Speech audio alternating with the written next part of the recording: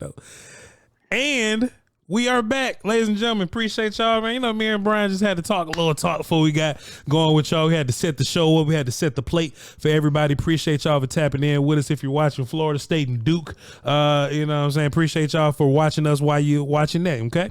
Bryan, we are going to put a cap on our fantastic bye-week analysis of this roster, breaking this roster down. And, boy, Bryan, I didn't expect to be as upset, you know, to hear us talk about this roster. Because, I mean, I felt like we were undermanned already. But, boy, hearing us kind of really break it down, Bryan Broaddus, boy, we feel undermanned. Bryan Broaddus, let me just start off with a question, man. Voch says this, and then we're going to, you know, get into quarterback safeties and some of the audience questions. I'm sure you got some, too. Yeah. Bryan, do we? Man, I feel like we draft well. I feel like we draft well, but besides the big hits, I know we luck up sometimes to get some day 3 guys. Do we have have we misevaluated the Cowboys' ability to evaluate players?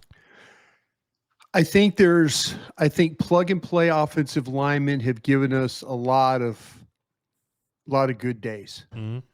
You know, Will McClay, plug and play.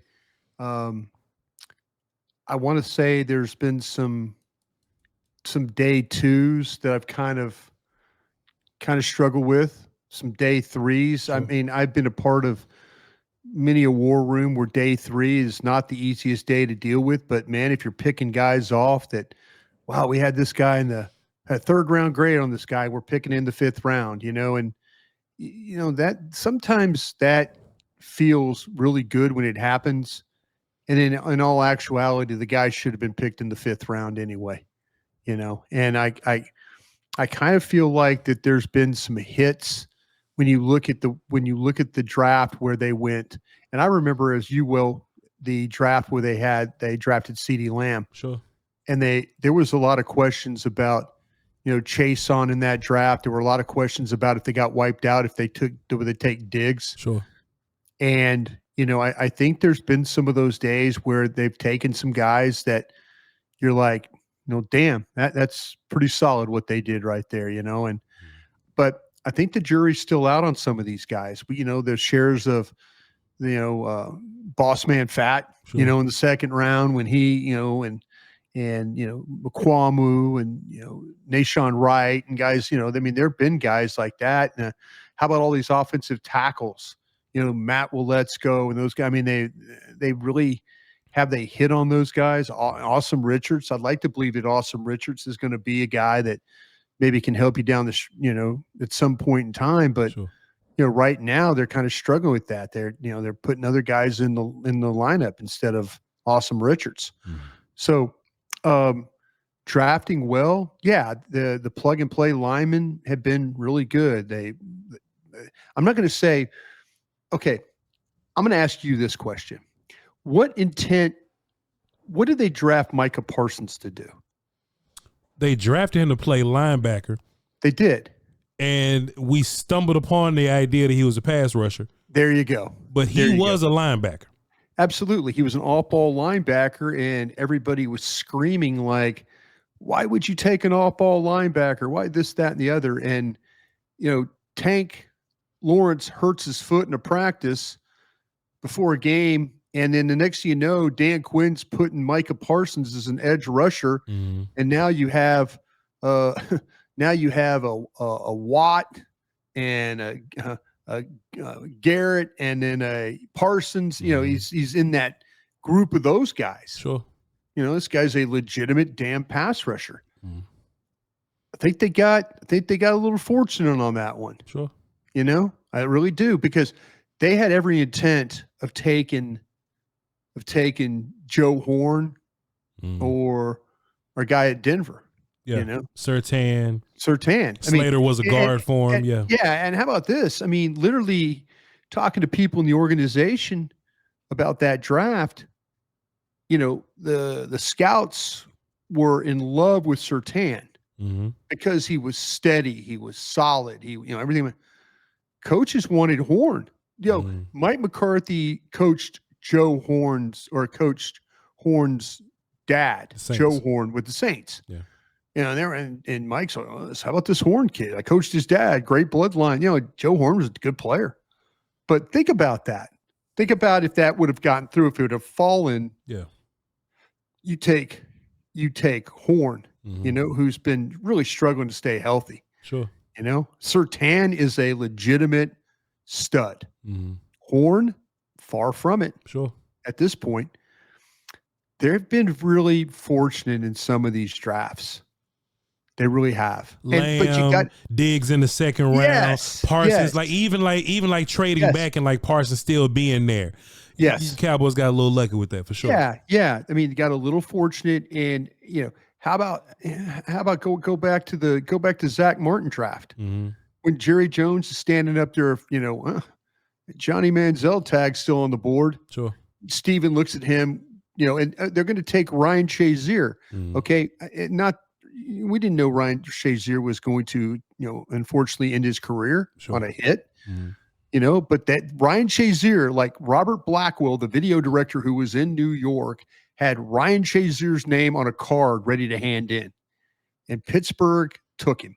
And now you're in scramble mode a little bit, and you trust Stack, and you got Zach Martin up there. And Jerry Jones is like, well, we got Johnny Manziel up there too now, don't we, boys? And that's an unsettling feeling right there. How about the Sharif Floyd draft and Tom Siskowski? Sure. Sharif Floyd, they have him as a top 5 player on their board. Rod Marinelli walks in and goes, I don't know about this. Next thing you know, they blow the hatches like they're on a submarine and dive for the bottom. They bail that thing out, all those picks. They bail that thing all the way out, and and then they take Travis Frederick. Sure. But they, on the way down to the bottom of the ocean, sure, they left the second round pick on the board. That's how badly they wanted to get out of that spot. Yeah. They said, oh, wait a minute. Hey, the trade down, we'll take a 3, sure. And it kind of is a little bit kind of, I've seen a lot here lately. And even with Dak, though, Bryan Broaddus, even with Dak, like they wanted Paxton Lynch and Connor Cook, but Dak was just around the Paxton Lynch, Connor Cook. Yeah. I mean, sometimes the draft gods smile on you. Sometimes the draft gods, and sometimes you put yourself in a position and you're like, okay, we really like this guy. Oh, damn, he went to somebody right ahead of us, and that guy ends up being a bust. And you're like, oh, well, hey, we caught a break there. But this is where the Charlton draft looks bad because of Watt. Sure. That's one of those that, Will McClay will tell you, I've heard, that was a Rod Marinelli, that he really didn't think that Watt could put his hand down and rush. And even though he played with Simeon Rice and others at Tampa that were very similar type players, Simeon Rice coming out of Illinois was a stand-up, linebacker, rush guy. But anyway, you go back and Will, I said, well, I heard that Rod really liked, and Will, looked at me and goes, no, we all wear that one. We all wear Taco, Tristan Hill, what, okay, we got you. Here we go. Kind of a thing. Sure. So, they've had some good moments, but they've had some good moments because things have kind of worked out for them that way. That something happened along the way to, you're right about the Dak thing. When you look at overall how they got to Dak, they what was our guy? I hope you'll remember this name. You and I both have this trouble. Who was our guy? Anthony? Was it They thought they had Dak Prescott already with the quarterback that played he was Showers. a quarterback. Was it Jamil Showers? Jamil Showers. Yeah. Put him at safety one year, but he was like he was a running quarterback guy. Yeah, thank you. Yeah, they felt like that when Wade Wilson stepped up, and they sent Wade Wilson to Mississippi State, Starkville, a bunch Yeah. Like he did the work, like he did the legwork on that. He had the connection, with Dan Mullen and that staff there at Mississippi State. Wade had a really good handle on Dak Prescott, but the scouting department thought Jamil Showers. We've got Dak Prescott already. We got Jamil Showers, and you're like going, okay, but that just shows you, you get lucky sometimes, yeah. Yeah, you're sitting in that room and you're like going, this is the problem. This is the problem. That when you sit in that room, groupthink takes over every once in a while. You know what I'm saying? Yeah. Every once in a while, you need somebody outside that room to say, you guys are a bunch of effing idiots if you think that guy could play. Yeah, that's me. But why would you think that guy could play? I can't tell you how many times I've sat in a draft room and somebody would draft somebody. Dallas did it. Dallas did it one time with Jesus. They had Arizona State had a rush end. Gosh, I'll think of it here in a second. But you're in a situation where somebody gets taken, and you could hear a pin drop in the room. You could hear a pin drop in the room. Dallas took a guy in the second round from Arizona State. It was an edge in the 90s. When some days I can remember names like it's no tomorrow, and then other days I'm sure people are watching this right now and they're screaming at me, with that. Took the kid in the second round. Shante Carver. Yep. Shante Carver. Okay, we're in Green Bay. We're in Green Bay. Who is that? Who is that guy? I don't know who that is. We're in Green Bay. And Shante Carver, we're in Green Bay, and we had that kid buried on the board. I mean, buried on the board. And I mean, like literally when the gentleman who came in to vacuum the rug, the tag was that far on the ground that if he went by the board, it would suck the tag into the vacuum. It was that low on the board. Dallas took Shante Carver in the second round. And Ron Wolf, the Hall of Fame general manager, goes, boys, I pray we were right about him. And he ended up being a bust. Yeah. It was a bust. But see, that's sometimes you get in that room and you start to have that group think, and you can't get out of that mode of, oh, this is our guy, man. This is our guy.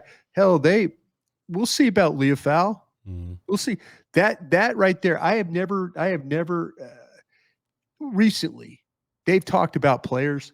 When we got to talk to them about Leofau after the draft, or after he was drafted, to a man, it was like, well, Leofau. And all I could think about was, God, that was my running back. That was my running back. And Leofau's done a nice job for you. Don't get me wrong. Sure. I mean, but every time I see Leofau, I think of a running back. I think of that running Braylon back. Allen, Jalen Wright, Trey Benson. I think of every one of those guys. I think about every one of those guys. Like Bill Parcells used to say, we had them stacked in there like club sandwiches, talking about all those tags. We all had the tags. They're all like, God, we can't separate these guys. And they kept coming off the board, and you're like going, man, we still got, man, this position's holding strong. Yeah. And they take Leofau, and you're like going, damn it, we're not getting a running back. No. But that's what we do. I mean, but they love Leofau. And I guess to my point, to your point, yeah, some days we give them a lot of credit for what they've done. And a lot of it is preparation on their part, which is good. But sometimes you have to be pretty lucky in this thing to really hit it off well. Let's talk about some of these quarterbacks, Bryan Broaddus, and then we'll get back to it. Which quarterback you want to talk about first? I don't want to talk about none of them really, but I mean, but we got. How about this, Bryan Broaddus? Let me just kick it off real quick. Voch says this. We've asked this before, but it's the quarterback show, so we're running back. Yeah. Trey Lance could do something for you, right? Like he probably can't play quarterback for you. Like your best shot is when number 4 is playing quarterback. But Trey Lance can do something for you, right? Yeah, I think so. The problem is I can't get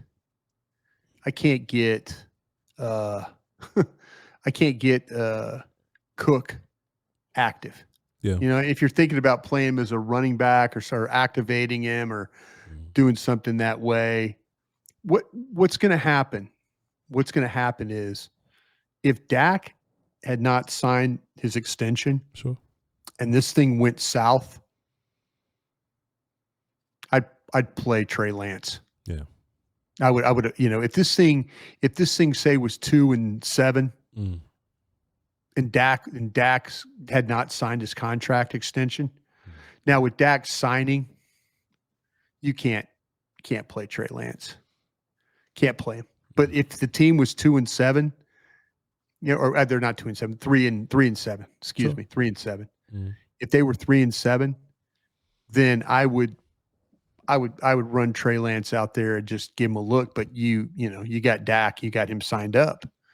And then if you're 3-7, how anxious is Mike McCarthy interested in seeing Trey Lance and others? Sure. You know what I'm saying?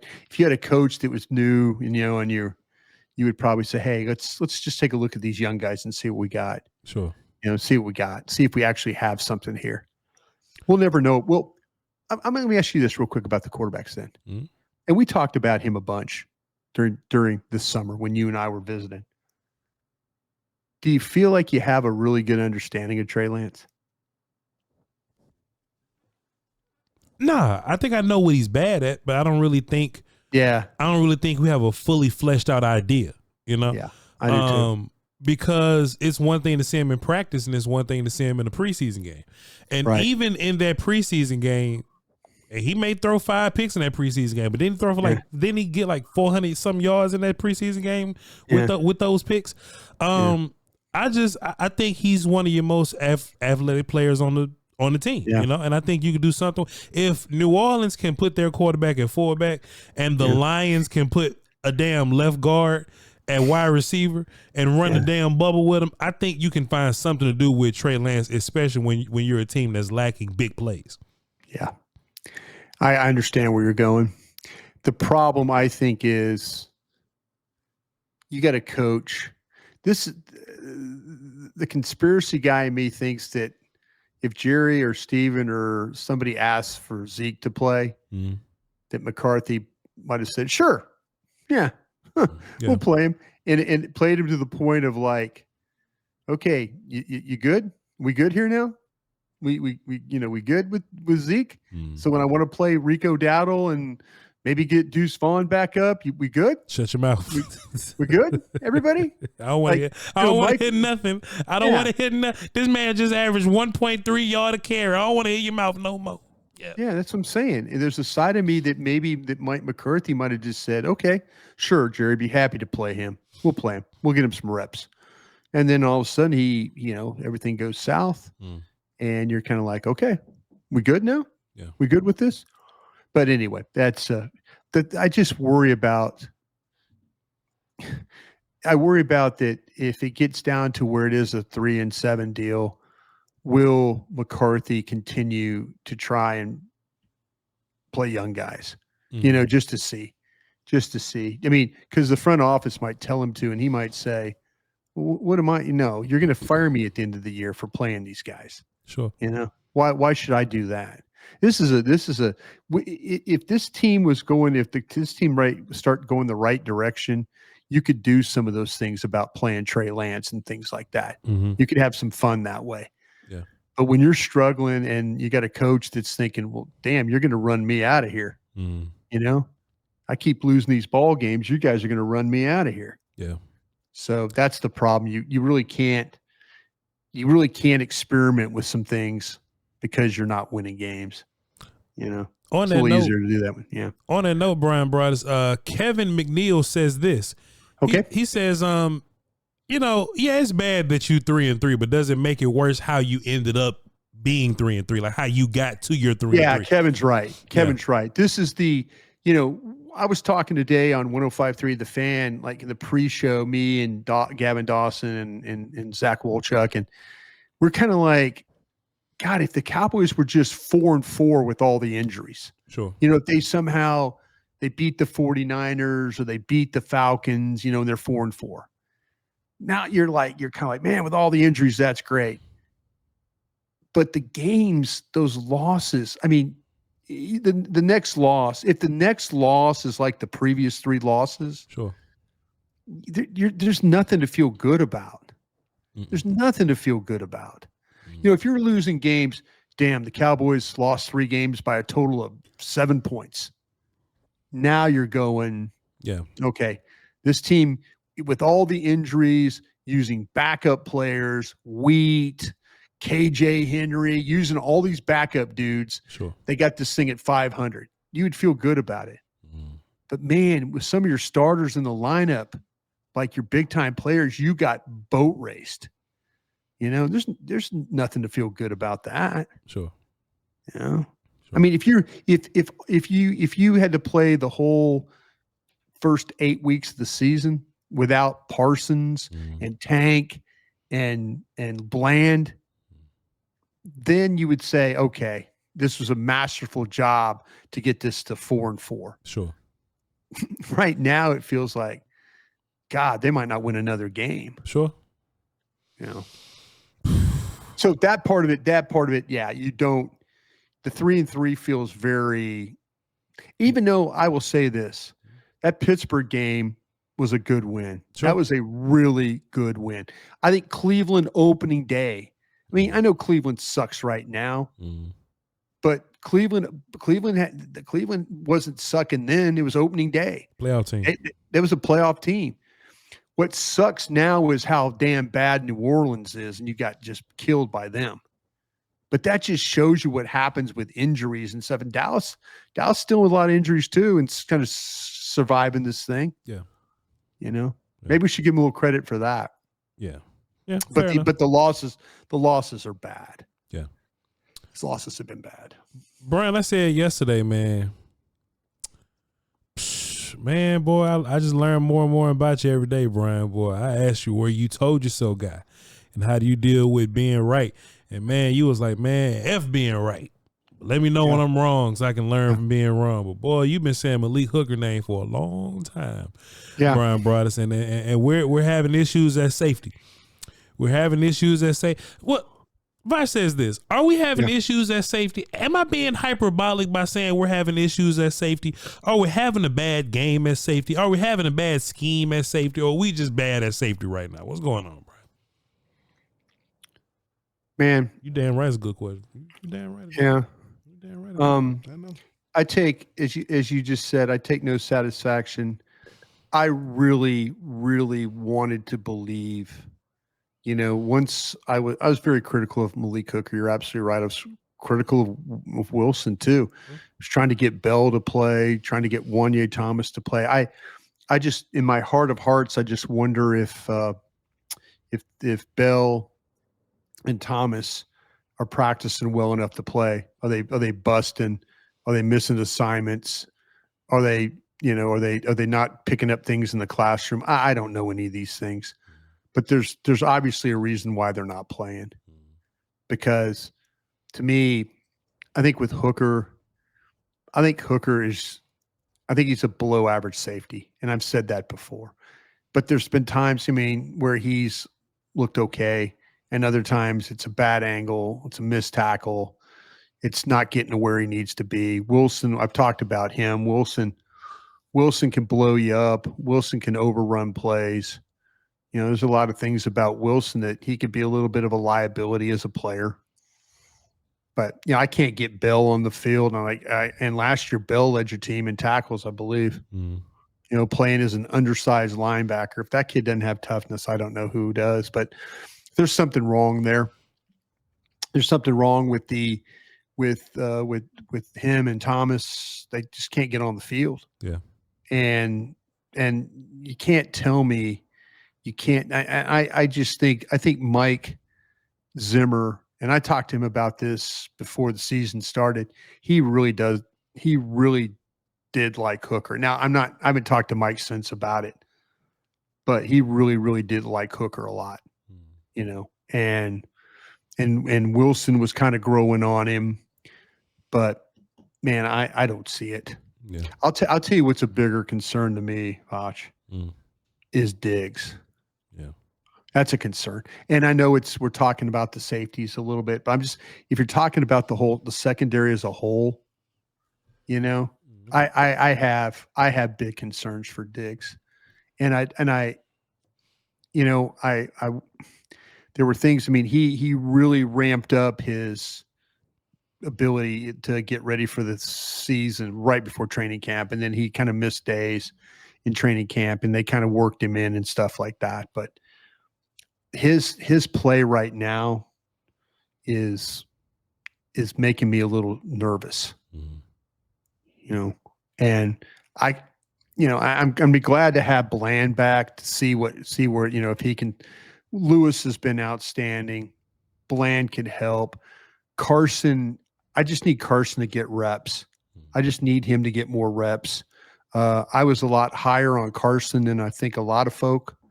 At times he's looked good, and other times he has not.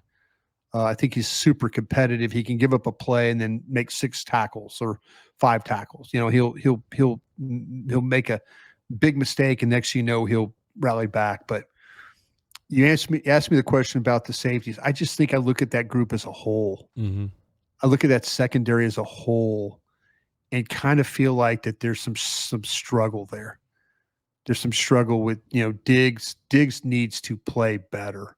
And it's not because Diggs is getting paid, but Diggs is capable of playing better, and he's not playing better. And you need him. You need him to play better. You need him to play better. Sure. Yeah, you need him to make those 2 stops like he did against Cincinnati a couple years ago, where 3rd down he carries a crossing route, tackle. 4th down carries another crossing route, tackle.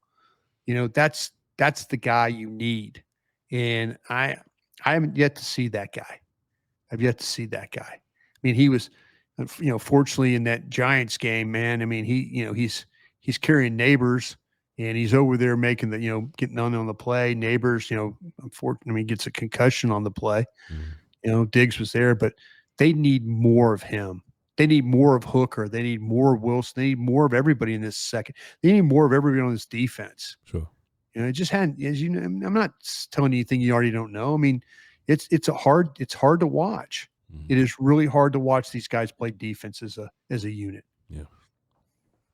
Why do you think we can't get Marquise and Wanye on the field? Like, what do you think we're missing there? You think they can't learn the plays fast enough? I think I haven't talked to Zim about this, and, you know, I mean, leave him alone for that stuff. Sure. I know something with Mike is if you don't have an understanding of what he's trying to do, if we put you in there and you're busting. See, we don't get to watch the practices. When we were watching practices in Oxnard, sure, I could tell you, like, oh, like he's getting corrected by Al Harris here. Oh, he's getting corrected by Zimmer here. You know, like, oh, he's getting corrected. You know, Mike McCarthy's saying something to him. You could see that. See, I don't know what's happening. I can't believe that Wanye Thomas and Bell can't get on the field. I know they get on the field for special teams. Sure. But I can't believe that they don't have the ability to interchange them and try and, but there's something there. You're absolutely right. All I know is from my experience with Mike, if you don't know what you're doing, he'll have a hard time playing you. And I think we might, if I had to speculate, that might be it. Lucky Whitehead burner account asked this. I love it. He says, by the way, one of the funniest things, can I say a real quick story? Please. Remember when Lucky Whitehead got in trouble? Remember when that whole thing? He got crashed his car and put it on Instagram. He's like Instagram Live and all that stuff like that. I'll never forget. I was standing down. This was on a Saturday morning, and I needed to grab somebody's. One of the players was going to sign something for me for a charity event. And I probably shouldn't have been there anyway, but I told the guy, I said, meet me down here. So I met him. But that was the same time that Lucky Whitehead came. It was probably like 20 something degrees. My man Lucky Whitehead came rolling in, no shirt, jeans, no shoes. He's like trying to get to practice. And that was the practice. They were playing the Giants. They were going to play the Giants at the Meadowlands. Yeah. And it was a Saturday, and Garrett just sent him home. Like literally, he came in the facility and I was still kind of standing there and, was kind of visiting with the security guy. Next thing you know, like he walks back and right to his car, no shirt, no shoes, just had his jeans on. Just leave. Garrett just said, just leave. Just get out of here. But that was kind of the end of Lucky Whitehead. Yeah. We didn't hear anything else from him ever again. And Lucky, and one of the best plays you'll ever see, that jet sweep he ran against the Packers in 2016. Sure. That if he doesn't get that if he doesn't convert that third down, Dallas might punt the ball. Instead, Dallas gets a first and they drive it. And then Bryce Butler catches a touchdown in the right corner of the end zone. It kind of gets them a little momentum. Yeah. But Lucky, she comes rolling in there. Their guy getting ready for practice. My man, no shirt, no shoes, about 20 something degrees. he just come rolling in from an all-nighter somewhere. Man, how do we win games with Lucky Whitehead, but we can't win games with no guys we got? But yeah, man, Lucky Whitehead burner kind of says, why do you feel like the offensive line has gotten worse from last year to this year? So much, like so much more worse last year than this year. Why do you feel like that's the case? It's a good question, because you wonder if, because Tyron Smith turned back the clock last year. Remember? Practice does not make perfect. No, it's like, we're not going to practice you the whole week, and you're going to play like an all-pro. And he goes to the Jets, and I can't honestly say I'm watching a bunch of Jets tape, but people are telling me that he's not playing at a very good level right now. He's struggling. Because he's practicing too hard. He's practicing. Yeah, he's getting wore down. Yeah. And McCarthy kind of had to figure it out how to play him and get him ready. I think missing him is a big deal. I think missing him is a really big deal. I think you're the rookie left tackle we've talked about a bunch. The rookie center, the learning curve on the left tackle is huge. Steep. A lot bigger. Steep. The rookie center is doing a nice job. I felt like he was going to be a little bit more dominant of a player. I still like him better than Tyler Broaddus. Sure. I think he's going to be a better player long term. Zach Martin has declined. That's a big problem right now. And Terrence Steele, who you thought was going to have better games, because now he's 2 years removed from the knee, still not strong enough at times. It still gives up pressures, still gives up sacks. Sure. Hasn't been as consistent in the run game. Him and Martin, they've just struggled a little bit there. Not a little bit, a lot. Yeah. Two rookies, a declining right guard, and a right tackle that hasn't been able to get back to the level he was pre-knee injury. That's your problem. Yeah, I agree. Did you have anything else for me, Bryan Broaddus? Yeah, I was gonna ask you something about this. Please. About this this team. When I did kind of a little bit. I get lost in those numbers sometimes. Yeah. And I got lost in some receiving numbers. In CeeDee Lamb. Is there more to it? And I'm not trying to be conspiracy theorist guy here, but do you feel like that there's more to it with his in relationship with him and Dak? That maybe there are some trust issues there, and I'm just, trust me, folks, I'm not trying to stir things up here, but I'm kind of thinking about, like, certain numbers are up, the routes they run. Troy Aikman, by the way, Troy Aikman, I respect the heck out of. I just don't think you have a great group of route runners. I know we had an opportunity to kind of hash that all out and talk about what Troy Aikman says. Sure. And I just don't think as a group, they're a very, very good group. They don't separate and stuff. But is there really more to it with Dak and CeeDee? Is there, or is it just they're having a bad run right now? Voch says this, Brian. Do you think, let's just say everybody's upset with Mike McCarthy and what he's called. Yeah. Do you think the cast wants Dak to go rogue, but Dak wants to run the plays that the coach called because Dak is team guy? See, we heard that Tony Romo will go rogue. Yeah. Everybody go, hell yeah, Tony, let's do it. Yeah. Dak is team guy. He's, good guy, clean, whatever. Cool. Mm-hmm. By the book guy, kind of, sort of, whatever. What if Mike McCarthy's calling nonsense? And I don't know nothing, y'all. I'm not reporting that.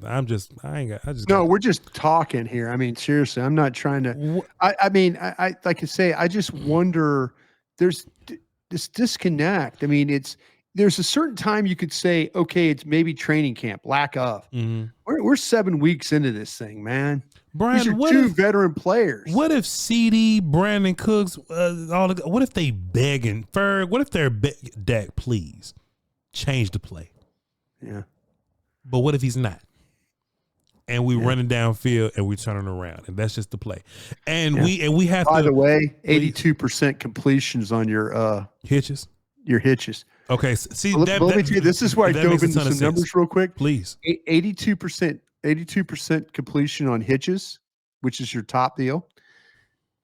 Where there seems to be a problem with your receivers, and this is Lamb, and this is also Brooks and Tolbert running routes. Mm-hmm. They're in routes, those routes, 52% completion of those routes. Mm. How come everybody else in the National Football League seems to throw that thing at 65, 75% clips, and we're throwing it at 52? Because maybe our play call don't put as much time in his play call as other play callers. There's got to be something. CeeDee Lamb, you talk about route running. CeeDee Lamb, one of the best run after catch. Look at his rack numbers are incredible. Yeah. We do nothing to make him a run after catch player. Mm-hmm. I mean, right now we're not. But I was surprised. I think Dak was 11 of 21 and throwing the in the crossing and the in route. He was at 50. It was 50. It was 52% for the both of those things, for the in routes, the in breaking routes, and the crossing routes. Man, it just I don't know. And as much as I think at 24 of those routes, complete 11 of them. Those are plays when we're watching other teams play the Cowboys. It's like dagger plays. Sure. Like dagger plays. That you hit somebody on the move on a cross. It seemed like the Lions were completing every time they threw that pass, or Saints, it didn't matter, just crossing.